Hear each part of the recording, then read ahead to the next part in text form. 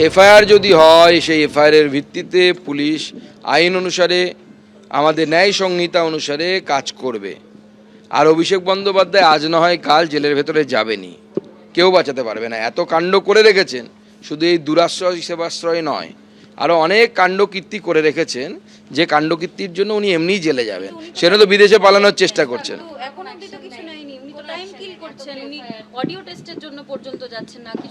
না না, তো গলার আওয়াজ দিচ্ছেন না। মানে লতা মঙ্গেশকর বেঁচে থাকলেও তাকেও গান গাওয়ানোর জন্য এতটা রিকোয়েস্ট করতে হতো না, যতটা অভিষেক বন্দ্যোপাধ্যায়কে গলার ভয়েস দেওয়ার জন্য রিকোয়েস্ট করতে হচ্ছে। তো বড় মাছ তো একবারে ছিপে ওঠে না, একটু ঘুরে ফিরিয়ে তারপর তুলতে হয়। অভিষেক বন্দ্যোপাধ্যায়ের তত্ত্বাবধানে হওয়া এই স্বাস্থ্য শিবির সেই সেবাশ্রয় ক্যাম্প নিয়ে ভুরি ভুরি অভিযোগ সামনে আসছে। যেটা অভিযোগ, মালতী বিশ্বাসের পরিবারে যে প্রাথমিকভাবে তারা চিকিৎসার জন্য গেছিলেন, হাঁটুর চিকিৎসা করাতে গিয়ে যে ওষুধ তাদেরকে দেওয়া হয়েছিল, অর্থাৎ ভুল চিকিৎসা করা হয়, পরবর্তীকালে তাদের অন্য জায়গায় রেফার করা হয়েছিল এবং সেখানে অস্ত্রোপচার করে পা বাদ দিতে হয়। মালতী বিশ্বাসের স্বামী এবং ছেলে ঠিক কি অভিযোগ করেছেন শোনাবো আপনাদের। নবরত্ন মডেল ক্যাম্পে সেখানে প্রচুর ডিপার্টমেন্ট করা হয়েছিল, সব বেশি বেশি রুম লাগিয়ে বিরাট খরচা করে।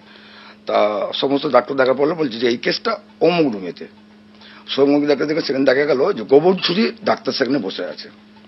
আর লোকালি যে সব ছিল তারা হচ্ছে কেউ ডাক্তার না, বুঝতে পারলাম না। যারা পরে যে জানতে পারলাম তাদের প্রেসক্রিপশনের কোনো সই বা তাদের রেজিস্টার নম্বর বা কিচ্ছু তাদের নেই।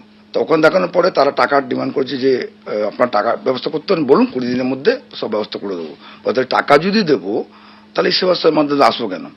তখন বললো তাহলে আপনার যাদের মারফত দিয়ে এসছেন, পলিটিক্যালের মাধ্যমে দিয়ে এসছেন, সেই পলিটিক্যাল মাধ্যম দিয়ে ব্যবস্থা করুন। তারা রেফার করে দিল, অভিষেকের প্যাডেতে রেফার করে দিল বাঙ্গুর হসপিটাল। তখন উনি অভিষেকের চিঠিটা দেখানোর পরে ডাক্তাররা ওনাকে সুযোগ করে দিল আগে করার জন্য।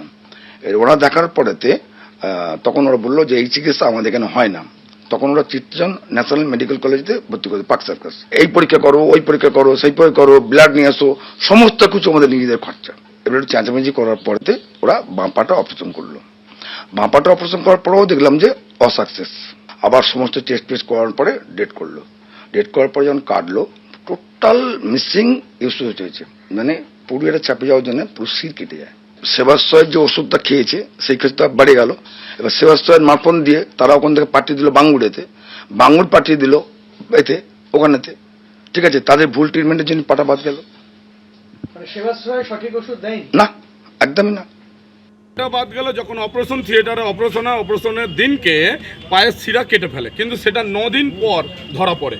সেটা 9 দিন পর যখন ধরা পড়ে, 9 দিন পর ধরা পড়ার পর পা পছন্দ ধরে, তখন বাধ্য হয়ে সেই সব মেডিকেল বোর্ডরা বসে পা কাটার ডিসিশন নেন। এবং আমার মা সুস্থ সবল মানুষ ছিলেন, হাঁটুতে যন্ত্রণা ছিল, সেই যন্ত্রণা দূর করতে গিয়ে আজকে সেবাশ্রয়ের ভুল ক্যাম্পে ভুল ডক্টরদের ট্রিটমেন্টের জন্য ভুল ওষুধের খাবার ফলেতে মাকে আজকে পা সারা জীবনের জন্য পঙ্গু হয়ে যেত। ভুল ওষুধটা কারা দিল? ভুল ওষুধ প্রথমে তো সেবাশ্রয় ক্যাম্প থেকে আলোক সংঘ ক্লাবে যে সেবাশ্রয় ক্যাম্প বসছিল সেখান থেকে ওষুধ দিয়েছিল, মডেল ক্যাম্পে যেখান থেকে ওষুধ দিয়েছিল সেই সব ওষুধকে আরও ব্যথা যন্ত্রণা বেড়ে যায়। তার ফলেতে আমরা ন্যাশনাল মেডিকেল কলেজের রেফারে গিয়ে ট্রিটমেন্ট করতে থাকি। দুর্ভাগ্য, সেখানে ট্রিটমেন্ট করতে গিয়ে পায়ের অপারেশনে শির কেটে গিয়ে, এবং আজকে ছবি দেখেন যে মায়ের পা সম্পূর্ণ পরিমাণে হাঁটুও না থাই থেকে পুরো অ্যাম্পুটেশন হয়, এবং অ্যাম্পুটেশন সার্টিফিকেট যদি দেখতে চান আমার কাছে আছে। চিকিৎসায় অযোগ্যদের অংশগ্রহণের অভিযোগ আগেই উঠেছিল। আয়ুর্বেদিক এবং হোমিওপ্যাথির পড়ুয়াদের দিয়ে চালানো হয়েছিল চিকিৎসা। অভিষেক বন্দ্যোপাধ্যায়ের সেবাশ্রয় ক্যাম্প আগেই এমন চাঞ্চল্যকর অভিযোগ করেন সেবাশ্রয় ক্যাম্পের কোঅর্ডিনেটর মনবুর আলী। ক্যাম্পে ম্যাক্সিমাম ডাক্তার যারা আসছিল তারা আয়ুর্বেদিক, হোমিওপ্যাথিক, ডেন্টাল এবং maximum student, Ayurvedic student, homeopathic student যারা আসছে তার মধ্যে ম্যাক্সিমামই স্টুডেন্ট ছিল আয়ুর্বেদিক। ডাক্তার পাশ করা আয়ুর্বেদিক খুব কমই ছিল, কয়েকজন। হ্যাঁ, ম্যাক্সিমাম স্টুডেন্ট ছিল, যেটা সম্পূর্ণভাবে একদম বেআইনি। এবং এইভাবে মানুষকে নিয়ে ছিনিমিনি খেলাটাও এটা একদম অপরাধযোগ্য। আমি তো প্রথমে চিকিৎসক হিসেবে ক্যাম্পে এসেছিলাম, তারপরে ক্যাম্পে করতে করতে আমাকে দায়িত্ব দেওয়া হয়েছিল। ক্যাম্পটা করেছিলাম অভিষেক ব্যানার্জি, এবং তার সঙ্গে 4-5 জন ডাক্তার মেনলি কন্ট্যাক্টে ছিল, যোগাযোগে ছিল, ক্যাম্পটা আয়োজন করেছিল। তাদের কাছে আমি অনেকবার বলার চেষ্টা করেছি, তারা সেইভাবে আমাকে পাত্তা দেয়নি। হ্যাঁ, তো সেই জন্য আমি নিজের মতো করে আমি ডিউটি করেছি, আমি ক্যাম্প করেছি এবং নিজেকে আমি চুপচাপ রেখেছিলাম, কারণ তখন একটা অন্যরকম ব্যাপার ছিল। মুখ খুললে হয়তো শাস্তি পেতে হতো, যদি মুখ খুলতাম হয়তো আমার বিপদ। সেবাশ্রয়ের হোয়াটসঅ্যাপ গ্রুপে পাঠানো হয় গুগল ফর্ম। বলা হয়েছিল যে নিজের বিস্তারিত নাম, ঠিকানা, ফোন নাম্বার সমস্ত ওই ফর্মে দিতে হবে। অভিষেক বন্দ্যোপাধ্যায় সবাইকে শংসাপত্র পাঠাবেন বাড়ি বাড়ি।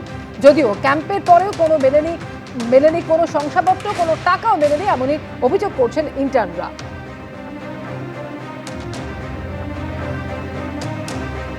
একটা ফ্রেন্ডস গ্রুপ দিয়ে যোগাযোগ হয়েছিল, কিন্তু ওখানে বলেছিল যে না আমরা যাব, পেশেন্ট তো থাকবে প্লাস একটা সুপারভিশনের আন্ডারে, হ্যাঁ তখন দেখা হবে। যে কিছু প্রবলেম হলে ওখানে এমডি এমএস স্যাররা থাকবে, তো স্যারদের মানে কিছু প্রবলেম হলে স্যাররা থাকবে, সব কিছু ওখানেই বলবে। এটা কোথায়, কোন ক্যাম্পের জন্য আপনাদের সাথে যোগাযোগ করেছিল? বিষ্ণুপুর ক্যাম্প যেটা হয়েছিল, মেগা ক্যাম্প, তো ওখানে যোগাযোগ করেছিল। দিন টাকাও পাবে, হ্যাঁ তো তার জন্য আমরা গেছিলাম। বলা হয়েছিল যে এভরিডে 5,000 টাকা করে দেবে। বিষ্ণুপুর মেগা ক্যাম্পের জন্য 5,000 টাকা করে দেবে। আমি ওখানে 3 দিন করেছিলাম। ছোট ক্যাম্পগুলো ছিল ওখানে 1,500 থেকে 2,000 বলেছিল পার ডে। না 1 টাকাও পাইনি। বলেছিল কোঅর্ডিনেটর যারা ছিল বা যারা অর্গানাইজ করে তারাই দেবে বলেছিল। আমাদেরকে বলেছিল ফর্ম ফিল আপ করে দিতে, সেটাও বলেছিল, করতে বলেছিল। ওটা ওখানে একটা ডক্টর সেটা ফর্ম দিয়েছিল যে তুমি এরকম ছিলে, হ্যাঁ কদিন করেছো, এরকম একটা থাকবে, তো তার জন্য হ্যাঁ একটা সার্টিফিকেটও দেবে। অর্গানাইজার থেকেই দেবে, যারা অর্গানাইজ করে তারাই দেবে। হ্যাঁ তো ওখানে বলেছিল দেবে বলেছিল, প্লাস বলেছিল টাকাও দেবে, তো কিছুই সেরকম দেয়নি। আর একটা ফ্রেন্ডস গ্রুপ দিয়ে যোগাযোগ হয়েছিল, কিন্তু ওখানে বলেছিল যে না আমরা যাব, পেশেন্ট তো থাকবে প্লাস একটা সুপারভিশনের আন্ডারে, হ্যাঁ তখন দেখা হবে। যে কিছু প্রবলেম হলে ওখানে এমডি এমএস স্যাররা থাকবে, তো স্যারদের মানে কিছু প্রবলেম হলে স্যাররা থাকবে, সব কিছু ওখানেই বলবে। এটা কোথায়, কোন ক্যাম্পের জন্য আপনাদের সাথে যোগাযোগ করেছিল? বিষ্ণুপুর ক্যাম্প যেটা হয়েছিল, মেগা ক্যাম্প, তো ওখানে যোগাযোগ করেছিল। দিন টাকাও পাবে, হ্যাঁ তো তার জন্য আমরা গেছিলাম। বলা হয়েছিল যে এভরিডে 5,000 টাকা করে দেবে। বিষ্ণুপুর মেগা ক্যাম্পের জন্য 5,000 টাকা করে দেবে। আমি ওখানে 3 দিন করেছিলাম। ছোট ক্যাম্পগুলো ছিল ওখানে 1,500 থেকে 2,000 বলেছিল পার ডে। না 1 টাকাও পাইনি। বলেছিল কোঅর্ডিনেটর যারা ছিল বা যারা অর্গানাইজ করে তারাই দেবে বলেছিল। আমাদেরকে বলেছিল ফর্ম ফিল আপ করে দিতে, সেটাও বলেছিল, করতে বলেছিল। ওটা ওখানে একটা ডক্টর সেটা ফর্ম দিয়েছিল যে তুমি এরকম ছিলে, হ্যাঁ কদিন করেছো, এরকম একটা থাকবে, তো তার জন্য হ্যাঁ একটা সার্টিফিকেটও দেবে। অর্গানাইজার থেকেই দেবে, যারা অর্গানাইজ করে তারাই দেবে।